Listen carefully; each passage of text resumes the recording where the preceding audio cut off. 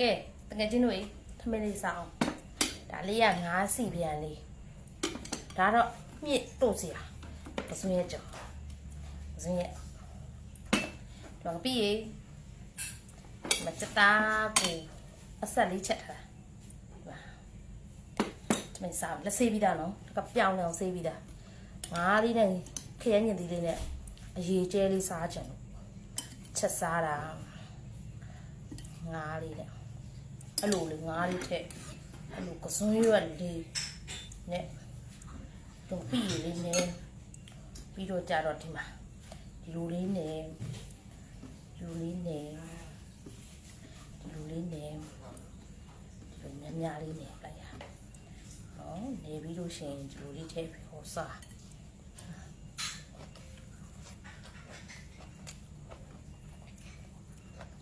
ဟုတ်ပါ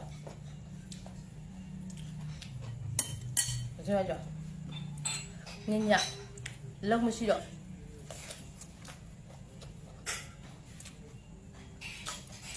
တက်တော့ဒီတို့စားရအောင်ကောင်းတို့ရငါရ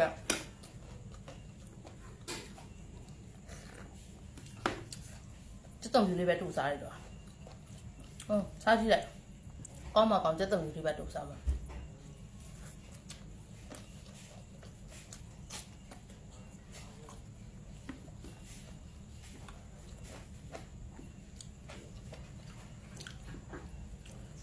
นี่เลยนะดูจ้ะ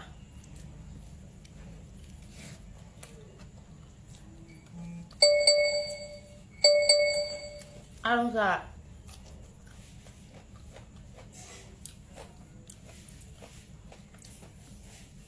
ဒီပစ္စည်းမတင်ဘူးလေပစ္စည်းမတင်ပြတော့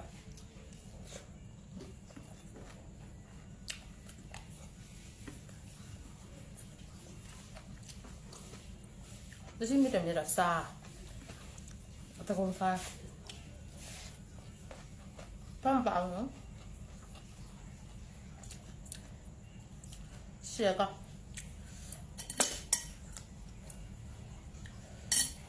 ့ရလေကောတော်တော်ရှေ့က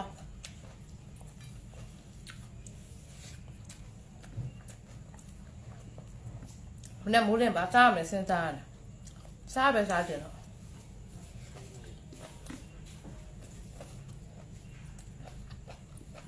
ဟောမကော